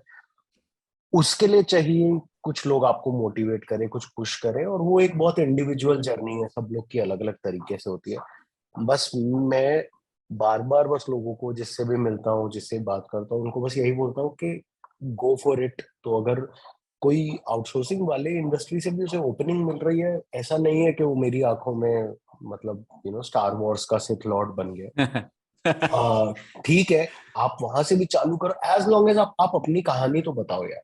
मौका निकालो, रात को सोना थोड़ा कम करो, कहीं कोई कॉर्नर टाइम का इतना सा मिल जाए, बस आप एक अपनी कहानी थोड़ी सी बताओ, और एक बार जिसको ये चस्का लग गया वो रुकता नहीं है फिर। पर सुमित, ये मूवीज की तरह इसमें ऐसा नहीं होता क्या? क्योंकि मूवीज में भी जैसे कहानीकार अलग होते हैं, डायरेक्टर अलग होते हैं, जो टेक्निकल टीम होती है जो फाइनली उस कहानी को रंग रूप देती है वो अलग होती है। पर यहाँ जिस तरह से आपने समझाया, क्योंकि आपके शायद रोल मॉडल जैसे प्राण हैं या आप खुद हैं जो कि खुद कहानी भी बना रहे हैं, लिख भी रहे हैं, तो वो भी एक तरीका है ऑब्वियसली।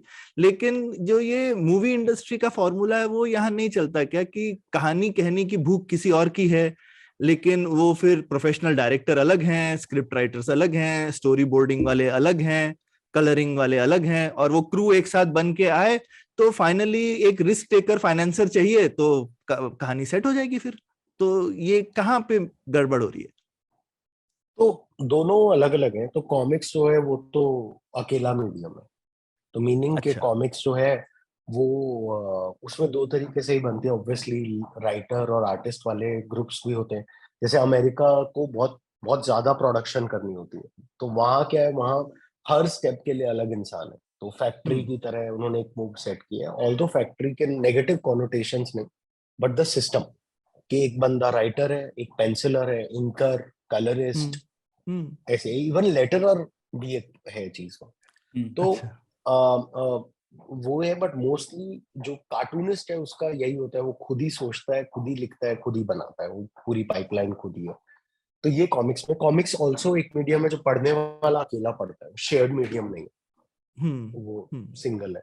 एनिमेशन इस मामले में जो भी कॉमिक्स के उसके रिलेशन है, but it's a shared medium, कि वो सब हम्म। लोग शेयर करके बनाते हैं, बहुत कोलैबोरेशन के साथ बनती है एनिमेशन। एनिमेशन अकेले नहीं बनती है, तो 5-6 लोगों को विजन शेयर करना पड़ता है जब भी कुछ हल्का सा बड़ा बनाने जाते हैं हम लोग। बट एनिमेशन जो है वो फिल्म मेकिंग भी है। तो फिल्म मेकिंग भी है, एनिमेशन कॉमिक से भी रिलेटेड है। तो फिल्म मेकिंग में हमेशा घूम फिर कर एक सेंटर होता है पूरे प्रोजेक्ट का, वो है डायरेक्टर। हम्म। तो मैं जब बार बार बोल रहा हूँ कि तुम घुसो, तुम बनाओ, तो मैं डायरेक्टर की बात कर रहा हूँ। हम्म। अब तुम, हो सकता है तुम डायरेक्टर नहीं बने, राइट, पर क्योंकि तुमने अपनी वो छोटी छोटी स्टोरीज बनाई, तो तुम स्क्रिप्ट राइटिंग समझ गए, या तुम लाइटिंग समझ हम्म। गए, या तुम बैकग्राउंड आर्ट समझ गए, उसके अराउंड कुछ भी समझ गए तो भी ठीक है। तो मेरा कहने का मतलब नहीं है कि हर एक सिंगल इंसान को बनाना, ये सब ये पूरी पाइपलाइन है, हर इंडस्ट्री में एक पाइपलाइन होती है। तो अभी वो वॉल्यूम ऑफ प्रोडक्शन उतना नहीं है कि रोल्स इतने और ज्यादा डिवाइड हो, हम्म। ऑलरेडी होते हैं। मतलब हर प्रोडक्शन जो हम भी करते हैं, हम तो बहुत छोटे हैं, फिर भी हम भी करते हैं, तो वो रोल्स आ जाते हैं। बट अभी और जितना प्रोडक्शन बढ़ता जाएगा, जो बड़ी प्रोडक्शन है उनमें है सारे रूल्स। अच्छा। सुमित, इससे पहले कि हम लोग आगे बढ़े, आपने हिंदी कॉमिक्स के बारे में बताई, लेकिन मैं आपसे पूछ रहा था कि भारत की जो दूसरी भाषा है उनमें कॉमिक्स या एनिमेशन में आप देख रहे हैं क्या कि थोड़ी ज्यादा प्रगति हो रही है? जैसे हमें पता है तमिल सिनेमा काफी कुछ नई चीजें ट्राई करने में अग्रिम में रहा है, तो इसमें कैसा हो रहा है? कुछ देख रहे हैं आप नए एक्सपेरिमेंट्स वहां पर? तो एक तो पहले भी बहुत कुछ छोटा बड़ा सब रहा है। जैसे तमिल कॉमिक्स रही है, तमिल में भी लोग काम कर रहे हैं मीडियम्स में। कार्टूनिंग, जो पॉलिटिकल कार्टूनिंग है, वो तो हर जगह रही है। केरला हम्म। का तो वो आप उसको नेटिव क्राफ्ट ही मान लो, केरला में से तो हम्म। इतने कार्टूनिस्ट निकले हैं, अभी ईपी उन्नी है। उसके अलावा कॉमिक्स में अगेन तमिल कॉमिक्स के बारे में जो मेरे को पता है, अब इसके हम्म। बिगर एंड बियॉन्ड भी होगा, तमिल कॉमिक्स के बारे में पता है मेरे को। उसके अलावा जो मैंने एक और देखा था, वो था मैं वहाँ शिलोंग गया था, तो शिलोंग में खासी लैंग्वेज में एक कॉमिक छपी थी बहुत पहले। जो बंदा एक आर्किटेक्ट का ड्राफ्ट्समैन था, तो उसने साइड में बैठ के अपनी बनाई थी, आई थिंक 80s में वो छपी हुई थी। और एक अभी प्रोफेसर है, उसने यूसीएर लाफालैंग करके एक कॉमिक छापी थी, वो है। तो इंडिविजुअल एफर्ट्स हैं अपने अपने कॉमिक्स में, वो अगेन हर कोई अपने अपने तरफ से जोर लगा के बनाता है। एनिमेशन में इंटरनेट की वजह से लोग अपनी छोटी छोटी चीजें बना रहे हैं और वो पब्लिश कर रहे हैं, वो हो रहा है। ऑनलाइन लोग अपना एनिमेटेड शॉर्ट्स वगैरह छोटे छोटे बना के डाल रहे हैं अपनी अपनी लैंग्वेजेस में भी एक्चुअली। और उसमें काफी लोग इंटरेस्टिंग चॉइसेस भी करते हैं, जैसे एकासोरस करके एक स्टूडियो है, उन्होंने अभी एक एनिमेटेड शॉर्ट बनाया है जो पूरा मलयाली में। बट वो एनिमेटेड शॉर्ट है कि एक बुढ़ा आदमी है जो केरला के जो नेटिव घोस्ट की स्टोरीज है वो बता रहा है उनके बारे में, और उसी का वॉइस ओवर यूज हुआ है और उसके ऊपर एनिमेट किया है उन्होंने। तो वो पूरी मलयालम में, राइट। पर वो एक बहुत बड़ा इंडिया का अच्छा खासा बड़ा स्टूडियो है, उसने एनिमेट करके बनाई हो, उन्होंने वो डिसीजन लिया कि हम मलयालम में बनाएंगे, और क्यों ना। तो ऐसे एफर्ट्स हो रहे हैं अलग अलग लैंग्वेजेस में, और इसमें बहुत सारे लोग हाँ। Sorry, you continue your point, आप फिनिश करें फिर मैं बताती हूँ।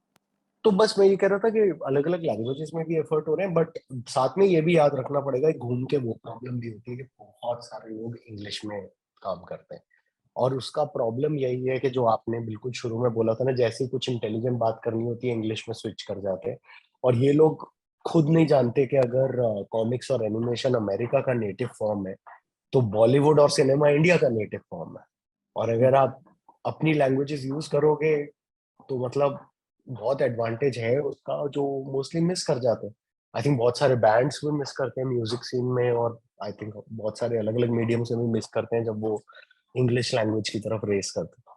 बट बैंड्स अभी काफी सारे नेट मतलब और रीजनल लैंग्वेजेस को जोड़ के बहुत अच्छे बैंड्स आ गए हैं, जैसे एक हाँ हाँ। व्हेन चाइम मेट टोस्ट करके एक है जो आई थिंक तमिल या मलयालम और इंग्लिश को जोड़ देता है और बीच में हिंदी भी डाल देते हैं, और उनका मतलब एकदम ग्लोबल म्यूजिक है उनका क्वालिटी। तो वो हम्म मैं ये बताने वाली थी कि वरुण ग्रोवर और मैं उनका एक इंटरव्यू सुन रही थी, तो उसमें वो बता रहे थे कि वो और उनकी वाइफ शायद छोटा नागपुर प्लेटो से है, तो वो एक कॉमिक बुक लिख रहे हैं कि जो वहाँ की डायलेक्ट में लिख रहे हैं वो। तो आई थिंक लिख दी है कि निकलने वाली है, मुझे ये अभी अच्छे से याद नहीं है, बट तो ऐसे सब लोग कोशिश कर रहे हैं कि अलग अलग डायलेक्ट्स में भी निकले उनको भी। लेकिन ये प्रॉब्लम हो रही थी कि लोग बोल रहे थे उनको कि तुम हिंदी में छाप के लिख के लाओ तो हम छाप देंगे, पर क्योंकि तुमने ये डायलेक्ट में लिखी हुई है तो उनको वो दिक्कत आ रही थी। तो जो इंग्लिश हमारे साथ करती है वो हिंदी उस दूसरी भाषाओं के साथ भी करती है। हाँ, आई एग्री। इसमें मेरे को इस समय एक और चीज बताओ, हमने काफी सारा कॉमिक्स और एनिमेशन की बात की, तुमने बोला भी 90s एकदम थोड़ा गोल्डन एरा टाइप था कॉमिक्स का। तो उस टाइम पे हमारे सारे इतने जबरदस्त सुपर कमांडो ध्रुव, हमारे प्रणय का फेवरेट, नागराज, और क्या कहते हैं डोगा, पता नहीं क्या क्या सुपर हीरोज और इस तरीके के कॉमिक्स निकले। तो पूरी दुनिया में सबसे ज्यादा एनिमेशन इसी तरीके के कैरेक्टर्स कॉमिक्स से शुरू होते हैं और उसके बाद एनिमेशंस में बहुत पॉपुलर हो जाते हैं। और तो इतनी जनता थी जो इन सब चीजों की फैन थी, सब थी, लोगों ने क्यों नहीं पॉपुलर एनिमेशन सीरीज बनाई नागराज की और सुपर कमांडो ध्रुव की वगैरह, या चाचा चौधरी की ही, जो कि आइकॉनिक कैरेक्टर हैं। तो और वो कभी दिखती भी है तो इतनी टैकी होती है कि मतलब एक देखने में मजा भी नहीं आता, टू बी ऑनेस्ट। तो ये हमने एक अपॉर्चुनिटी मुझे लगता है मिस कर दी शायद। अब पता नहीं आज की जनरेशन एनीवे वो सब देखती है कि नहीं, पर वो एक मौका था बनाने का, मुझे लगता है। तो पहली बात तो कि इन लोगों ने बहुत अटेम्प्ट्स किए हैं, तो अच्छा। इन सब चीजों को शोज और मूवीज बनाने के, ऐसा नहीं है कि नहीं किए। तो पहली बात तो ये कि इन लोगों ने अटेम्प्ट्स किए। तो जो गोल्डन एज नंबर वन में कह रहा हूँ मैं, गोल्डन एज जो बन रहा था उसके हिसाब से नहीं कह रहा, मैं क्वालिटी ऑफ वर्क के लिए नहीं कह रहा, मैं बस एक इंडस्ट्री के श्योर बिजनेस श्योर पर्सपेक्टिव से कि कह रहा हूँ कि एक एटलीस्ट वॉल्यूम बन रहा था। बूम कर रहा था, वही मैं हाँ। उसी वॉल्यूम की बात कर रहा हूँ कि तो वॉल्यूम को हम भुना सकते थे। दूसरी चीज है कि अगर हम बाहर से कंपेयर करें तो उन लोगों का मीडियम स्टार्ट होता है, अमेरिकन कॉमिक्स की बात करें तो 40s में स्टार्ट होता है, लेट 40s से लेकर, और 2020 में आप इसको पीक देखते हैं। तो लेट 40s से कितना हो गया, 80 साल हो गए। 80 साल। 80 साल। हमारे यहाँ कॉमिक्स अगर चाचा चौधरी 60s में छप रही है, तो 60 से 80 साल मतलब 2040 में, मतलब हम, मतलब ऑब्वियसली 2000 में भी बन रही थी movie, right? But I am just saying कि अभी क्या होता है आजकल, हम लोग की बहुत बातें हुई हैं लोगों से जो आके पिच करते हैं कि हम लोग एक सिनेमैटिक यूनिवर्स बनाते हैं, फिर पहले साल में सिनेमैटिक यूनिवर्स कॉमिक्स, दूसरे साल में फिल्म, तीसरे साल में रिटायरमेंट। तो वो लोग ये नहीं समझते हैं कि हर इंडिविजुअल जो वो कॉमिक्स बनी है ना अमेरिकन मीडियम में भी, उनको उस टाइम पे बनाते वक्त वो फिल्म नहीं बना रहे हैं, वो बस वो एक कॉमिक बना रहे हैं, उसकी गहराई में घुस रहे हैं, उसकी डेप्थ में घुस रहे हैं, और ऐसी ऐसी कॉमिक्स की लेयर अपॉन लेयर बन के बहुत सारे मिथ बने हैं, ये बने वो बने, और जो फैंडम है वो भी धीरे धीरे क्यूरेट हुआ है, धीरे धीरे होकर, ये बहुत लंबा और बहुत डिटेल्ड प्रोसेस है। हर एक फिल्म, वो अब हमें लगता है कि अच्छा 20 है मार्वल के अंदर फिल्म्स, तो वो तो ऐसे गोभी मूली की तरह बन रही है, बट हर एक फिल्म को बनाने के लिए 50 लोग लड़ते हैं, 50 के दिल टूटते हैं, 50 कैंसिल होती है। आइसबर्ग वाला सीन यहाँ भी है पूरा, मतलब 90% वो दिखाई नहीं दे रहा है जो मर रहा है। तो अगर आप देख लो आउटपुट इतना है तो कितना मर रहा होगा ऑन डेली बेसिस। तो यहाँ भी आई थिंक जो सेकंड पार्ट आपने बोला ना कि वो मे बी हम मिस कर गए हैं वो मोमेंट, इन लोगों ने पूरा अटेम्प्ट किया है। And globally it's not easy to make a film. एक फिल्म बनाना इजी नहीं, एक टीवी शो बनवाना इजी नहीं। अच्छे से अच्छे स्टार्स के नाम के बावजूद चीजें अप्रूव नहीं होती, कई बार अप्रूव होके आधे में मर जाती है। बहुत सारी चीजों को सही होना होता है एक मूवी बनने के लिए, कई बार मूवी बन के रिलीज नहीं हो पाती। बहुत सारी चीजों और वो बहुत सारे स्टेप्स को सही होना है मूवी बनने के लिए, चाहे वो सुपर हीरो पे है, चाहे सुपर हीरो पे नहीं है, चाहे एनिमेशन में है, चाहे हर चीज में। तो पहली बात वो है। दूसरी बात, इन लोगों ने अटेम्प्ट किया है। आप फॉर एग्जांपल, एक फनी फैक्ट है कि सोनू सूद नागराज प्ले कर रहा था जब इन्होंने पहला पायलट प्लान किया था नागराज। अच्छा। तो अभी भी आप जाके यूट्यूब पे देख सकते हैं। और उन्होंने आई थिंक एक टीवी शो भी बनाया था जो दूरदर्शन पे आया था। आपके पास Shaktimaan as a proof of concept है, आया था, अच्छा था, चला। उसके बाद चाचा चौधरी में पूरा टीवी शो। अब उसके टैकी होने की जो हम बात कर रहे हैं, वो टैकीनेस कहाँ से आ रही है, अब उसको ट्रेस करें। अगेन हर चीज के हम रीजंस ढूंढ सकते हैं। तो टैकी है तो वो सिर्फ इसलिए नहीं है कि उन्होंने ऑन पर्पस टैकी बनाया। अब पॉइंट ये भी है कि हमारी स्कूलिंग में, एजुकेशन में आर्ट एजुकेशन नहीं है। अब आर्ट, मैं जब बचपन में छोटा था, मैं अभी तक काफी टाइम तक मैं आर्ट को फार्ट ही समझता था, जो मुंह में ब्रश लेके वो चीज पेंटिंग करता है वो। पर आर्ट वो नहीं है। आर्ट एजुकेशन को, मेरा कहने का मतलब है कि बच्चों को सिर्फ ड्राइंग मत पढ़ ड्राइंग क्लास में। एक लेसन में ड्राइंग पढ़ा रहे हैं, एक लेसन में फिल्म मेकिंग पढ़ा रहे हैं, एक लेसन में उनको हल्का सा डिजाइन के बारे में पढ़ाया, एक लेसन में किसी और चीज के बारे में। एक कंपोजिट एजुकेशन होके एक राउंडेड ऑफ इंसान निकला, जिसको अगर आर्ट परस्यू करना है पर यार करे। शांति बट अगर निकेतन ये 100 साल से पढ़ा रहा है ना यार इस टाइप की चीज। ऐसा थोड़ी है कि शांति निकेतन में बड़ी सतही लेवल की आर्ट पढ़ाई जा रही थी। पर क्या या तो वो CBSE लोग पढ़ा रहा है? या तो वो लोग अलग ही दुनिया में रहते हैं और आपकी दुनिया में आते नहीं है वैसे वाले लोग। हाँ, मतलब मैं ही कह रहा हूँ CBSE पढ़ा रहा है क्या, मेरा वो हाँ स्कूल में शायद नहीं, पर हाँ, हमारे यहाँ पे क्योंकि उस तरीके के बढ़िया आर्ट स्कूल रहे हैं। मैं ये बोलना चाहता हूँ, आप बड़ौदा कॉलेज ऑफ आर्ट ले लो, शांति निकेतन ले लो, नहीं ये नहीं, सब मैं 70 डिग्री 80 लेवल की साल 100 बात साल नहीं कर पुराने रहा। वाले हैं। हाँ मैं डिग्री लेवल की बात नहीं कर रहा, मैं स्कूल लेवल की बात कर रहा हूँ। ठीक ठीक स्कूल जी लेवल का शांत पॉइंट ये है कि स्कूल के बाद आप कहीं भी जा सकते हो। ठीक। और अगर स्कूल लेवल में आपको एक आर्ट की ओवरऑल एजुकेशन मिल गई, जिसमें आप डिजाइन भी समझ पाए, थोड़ा सा लोगो क्या होता है, कुछ कुछ चीजें, तो फ्यूचर में जब आप क्लाइंट बनेंगे, जब आप एक let's say TV show commission कर रहे हैं चाचा चौधरी पे, तो आप पॉइंट आउट कर सकते हैं कि यार ये पीछे फैब्रिक थोड़ा अच्छा सा यूज कर लो, आप उतने पैसे का ही पड़ेगा पर कलर अच्छा लगेगा। और या आपको आर्ट डायरेक्टर बता रहा है सर सेम रेट पे ही फैब्रिक पड़ेगा, मैं पीछे ये वाला लगा देता हूँ, अच्छा लगेगा। तो आप गधों की तरह ये नहीं बोलोगे कि मुझे पता है, ये कर दो, वो कर दो, वो नहीं बोलोगे, क्योंकि आपको स्कूल में वो एक नगेट था दिमाग। तो पॉइंट ये, कॉस्ट का डिफरेंस नहीं पड़ता इन चीजों को करने। इट्स जस्ट कि वो जिसने टेस्ट इम्प्रूव हो जाए थोड़ा। हाँ हाँ, तो वो जो वो जब बीच में वो फ्लो आया ना एमबीए, और वो गाजियाबाद एमबीए ट्रक भर भर के आए, तो वो बहुत सारी चीजों में घुस गए, तो वो एंटरटेनमेंट सेक्टर में भी बहुत सारे घुसे, तो वो भी अपने डिसीजन लेते हैं अपनी मर्जी से, तो उनकी मर्जियों से भी काफी बार कुछ चीजें होती हैं।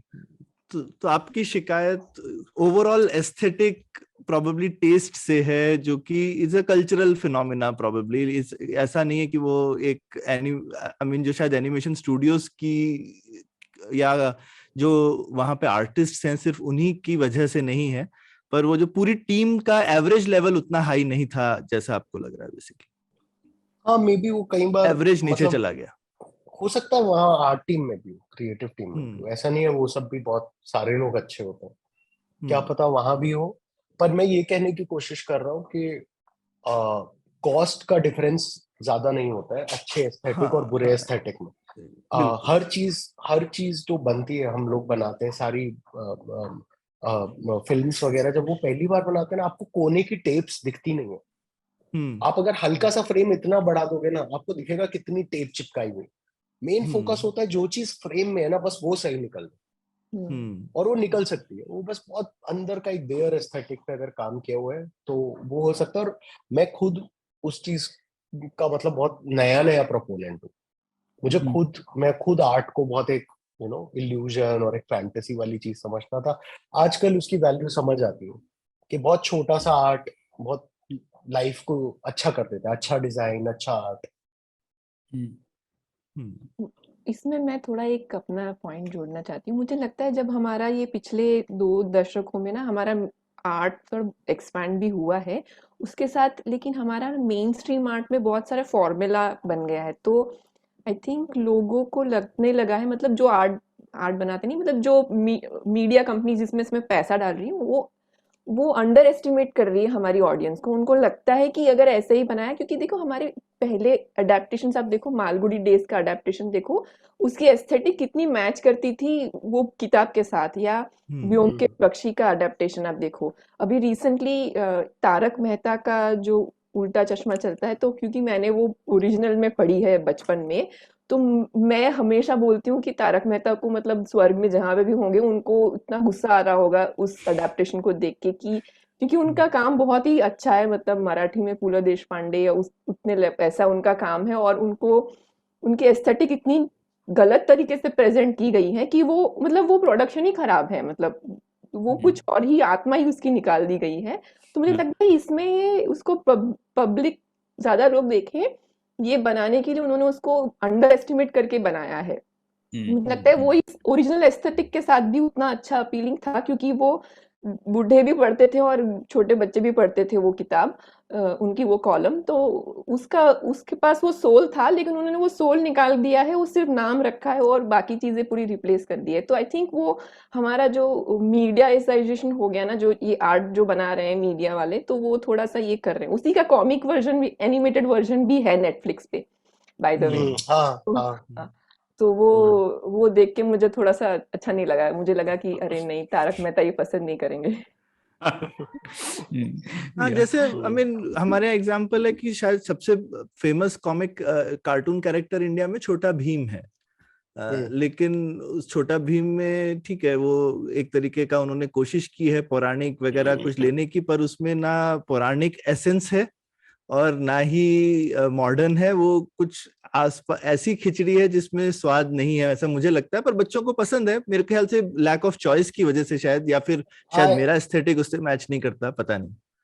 आई वुड से छोड़ो ना यार, मतलब कितना कितना बुरे काम के बारे में सोच सोच के, बुरा है जैसा है छोड़ो, हम अच्छा बनाते हैं ना, क्या फर्क पड़ता है। मतलब पॉइंट है ना, वो एनालिसिस जितना करते रहेंगे, जो हो चुका वो हो चुका, उसके बारे में सोच के कितना उदास होंगे।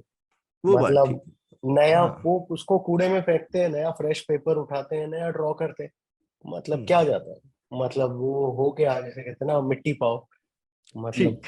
खत्म करो। मतलब मेरे को वही लगता है, इसलिए मैं टू बी ऑनेस्ट ज्यादा ना उसके बारे में सोचता हूँ, ना ज्यादा उसके बारे में उसके डेथ में, मतलब उससे मैं दुखी नहीं होता, क्योंकि चाहे जैसा भी एटलीस्ट एक अटेम्प्ट। एटलीस्ट वो तो है, you can give it that. मतलब वो हम्म। ना होने से बेटर है किसी ने कुछ अटेम्प्ट तो किया, कुछ बनाया तो बिल्कुल। सही, हाँ क्योंकि वो अपने वर्स्ट फॉर्म में भी एक ओरिजिनल वर्क है, अपने worstest of worst crudest of crude form में भी वो मतलब कुछ है जो किसी ने बनाया। तो ठीक है, छोड़ो, हम बनाते हैं ना बेटर, अगर हमें आता है, लेट्स सिट एट इट, हम बनाते हैं और बेटर। वाह, ये इतनी प्रेरणादायक बात कही आपने। एपिसोड यहाँ पे खत्म करना चाहिए ऑन अ हाई। लेकिन मेरे पास एक और सवाल है सुमित। मेरा दिमाग अभी भी अटका हुआ है कि 1990s में मैं तो बहुत कॉमिक्स पढ़ता था। मतलब मैं गोवा में रहता था, लेकिन हम लोग इंदौर जाते थे छुट्टियों में, तो हर एक दिन 2-3 कॉमिक तो पढ़ता था। तो मुझे अभी भी समझ में नहीं आ रहा है कि उस वक्त तो इनकम्स भी कम थी भारत की। तो 2000s में जब इनका इकोनॉमिक ग्रोथ पकड़ गई तो लोगों के पास आमदनी भी बढ़ी होगी, लेकिन उस वक्त ये कॉमिक्स क्यों का बिजनेस क्यों नहीं बढ़ा? क्या क्या ऐसा हुआ कि लोग दूसरे देशों के कॉमिक्स आने लगे, तो people were accessing probably better content but from other places, या फिर कुछ और गड़बड़ कहाँ हुई? सप्लाई साइड में, डिमांड साइड में, कहाँ पर? थोड़ा बताइए इसके बारे में। या फिर वो वीडियो और इंटरनेट ने लोगों का, बिकॉज लोगों का अटेंशन हाँ। उतना ही है, तो या यहाँ पे समय लगा सकते हैं या वहां पे, तो क्या मूवीज और इंटरनेट ने वो जगह खींच ली जो हमारे पास खाली समय होता था और हम जाके किराए पे भी कॉमिक्स उठा के लाते थे? हम्म। मतलब ये सारे तो अलग अलग मीडियम है और ये आपस में हमेशा लड़ेंगे, तो वो हम्म। तो नॉर्मल है। जो मेरा दिमाग कहता है बार बार, मुझे लगता है वो है कि जो लोग उसको बनाते हैं उनमें मे बी वो इन्वेस्टमेंट नहीं हुआ, हम्म। कि मे बी जैसे कहते हैं ना, एक सेंस ऑफ कम्युनिटी हम्म। के आर्टिस्ट के अगर कुछ और होंगे, मुझे पक्का कॉन्फिडेंस है भी और थे भी उस टाइम पे। बट आर्टिस्ट आपस में मिले, या जो पब्लिशर है वो एक फंड रखे कि साल में मैं एक अवार्ड इस एक नए काम के लिए, या मे बी एक इंडिविजुअल टाइटल पे ज्यादा फोकस करना rather देन स्पीड से निकालना है। उन सारी चीजों में अगेन मेरे को वो नहीं पता कि उस टाइम पे वो लोग की क्या स्ट्रगल्स थी, राइट, और क्या रियलिटीज थी। हम्म। क्योंकि इसका मैं एक एग्जांपल देता हूँ। एक कॉमिक है the goon. The goon American comic है, एक बंदा खुद छापता है। जो उसका सेल्फ पब्लिशर है और जो आर्टिस्ट है, वो वो उसने कॉमिक बनाई थी अभी अमेरिकन कॉमिक्स का मजाक उड़ाते हुए। डीसी मार्वल में death of Superman, of the father of Superman, red Superman. तो वहां भी ऊपर नीचे बहुत सारे कर्व्स रहे। बट बार बार जो एक कॉमन ट्रेंड है जो बहुत डेंजरस है, वो है कि उनको एक पूरा एक सॉलिड अजम्पशन दे देना ऑफ सक्सेस, और हमको एक सॉलिड अजम्पशन दे देना ऑफ सफरिंग। हम्म। हम्म। और ये हर चीज में इतना कॉमन दिखता है कि वो मतलब वो सच नहीं है। हम्म। ये इतने ब्लॉक नहीं है ये दोनों अपने आप में। तो वो उन्होंने भी उस टाइम पे अपने खुद की एक, उनका भी एक टाइम अच्छा था। आई थिंक वो भी, उन्होंने भी अपनी हाईएस्ट फिल्म्स देखी जिस टाइम पे हम 90s में यहाँ देख रहे थे। उनका एक सॉर्ट ऑफ डिक्लाइन था वहाँ, बहुत बुरा। तो उस डिक्लाइन में भी वो सफर कर रहे थे। बट मेन चीज मुझे लगता है कि हमको इस पूरी चीज के सबसे छोटे फॉर्म पे जाना होगा, और वो है एक अच्छी कहानी जिसको आराम से एक इंसान ने, दो इंसान ने, तीन इंसान ने ढंग से बनाया। उस टाइम पे भी लोगों ने किया होगा वही। बार बार उसको मैं एनालाइज ज्यादा इसलिए नहीं कर सकता क्योंकि वो टाइम की रियलिटीज मेरे को नहीं पता हम्म। क्या थी उन हम्म। आर्टिस्ट की। बट जो सारे वो आर्टिस्ट थे, राज कॉमिक्स वगैरह, जिन्होंने भी उस टाइम पे वो एफर्ट्स किए, वो उनको आपको देखना पड़ेगा कि उन लोगों ने किए हैं, डिसेंट किए हैं और कोशिश की है, टू द पॉइंट कि वो लोग तो आपस में लड़े भी हैं एक दूसरे से। और वो अच्छी बात है कि इंडस्ट्री का वो स्केल दिखाता है कि लोग अगर आपस में लड़ भी रहे, राइट, लड़ोगे आप तब ना जब पेट भरा होगा, कि मतलब इतना माल है लड़ने के लिए, एंड नॉट पेट भरा होगा बट इतना माल है कि इतना राइवलरी है कि मल्टीपल प्लेयर्स एग्जिस्ट करते हैं, कंपटीशन है, तो ठीक है। वो मतलब अगेन आई एम सॉरी, मतलब मेरे पास वो है नहीं उसका कोई वो आंसर। मतलब मेरा कांस्टेंट नोट वही रहता है कि स्ट्रगल हर जगह है। अमेरिकन इंडस्ट्री भी उतना ही स्ट्रगल करती है, फ्रांस और बेल्जियम की भी उतनी करती है, मांगा वाले भी उतना ही करते हैं, एनीमे वाले भी करते हैं, हर जगह है। बट हमको कहीं ना कहीं बैठकर अपने दिल से वो पूरा एक पार्ट निकाल के, ट्यूमर की तरह निकाल के उसको जलाने की जरूरत है, जो उसको डायरेक्ट इंडिया पे ब्लेम कर देता है या अपनी नेशनैलिटी से लिंक कर रहा है। उसका इससे डोंट वरी अबाउट इट, उसके बारे में बहुत, अभी ये बहुत स्टार्टिंग का स्टेप है, यहाँ वो इतना इम्पैक्ट नहीं कर रहा। श्योर, अगर 20 पब्लिशिंग हाउसेज हैं, 20 एनिमेटेड फिल्म्स आ रही हैं और इंडियन गवर्नमेंट अलाउ नहीं कर रही है एनिमेशन, तब मैं ब्लेम करूंगा नेशनैलिटी को। क्योंकि आप ये अगर बोलते रहोगे कि ऑडियंस नहीं है और आप बनाओगे नहीं, तो ऑडियंस क्या पड़ेगी? ठीक है। और अगर आप ये आपस में लिंक्ड है, किसी को तो पहले करना ही पड़ेगा ना। आप ये तो नहीं वेट कर सकते कि पूरा एक हॉल भर के ताली मारेगा और फिर मैं एंटर करूंगा स्टेज पे, वो नहीं हो सकता। तो मतलब बस वही जरूरत है कि बैठे एक टेबल पे कागज उठाए और पेन उठाए और शुरू करें, बस इतना ही है। It's that simple. नहीं, ये सुमित, इसी मैं बोलूंगा ऑप्टिमिस्टिक और एकदम इंस्पायरिंग नोट पे खत्म करते हैं कि हमारे सुनने वाले कोई एक नया पन्ना खोलें और उस नए पन्ने पर एक नई शुरुआत करें।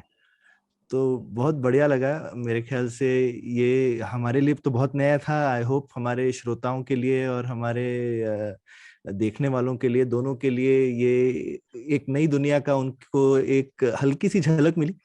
और उम्मीद करते हैं हमको खूब सारी आपके स्टूडियो से और आपके स्टूडियो के बाहर से भी बहुत सारी कॉमिक्स और एनिमेटेड मूवीज देखने को मिलेंगी। थैंक यू सो मच आज आपके टाइम के लिए। शुक्रिया। Thank you so much. शुक्रिया। Hey, it's been another great week on the IVM Podcast Network. On the Life Manifesto, Zarina doles out tips on how one can be mindful this festive season. On A Niche Thing, Anish talks to Manan Gandhi, founder of Bombay Perfumery. They talk about the history of fragrances and its impact on a person's life. On Smarter with Sid, Siddharth shares how one can achieve a state of flow and focus in their lives. And on The Habit Coach, Ashton is joined by dance educator Bharati K. Jai Singh. They speak about how expressive arts can work as a de-stressor in life. Once again, don't forget to visit our merch store on ivmpodcast.com. We have some exciting stuff for you. Also, do follow us on social media. We are IVM Podcasts on Twitter, Facebook, Instagram, and LinkedIn. Do remember to spread the word about the shows you're listening to. It would be great if you can rate and review them wherever you're listening to them. You can also check out all our shows on YouTube. Wishing you a very happy Diwali. And finally, we would like to thank our sponsors this week. Bumble, Heads Up for Tails, Kotak Privy League Program, and HDFC Mutual Fund. Thanks for making this possible.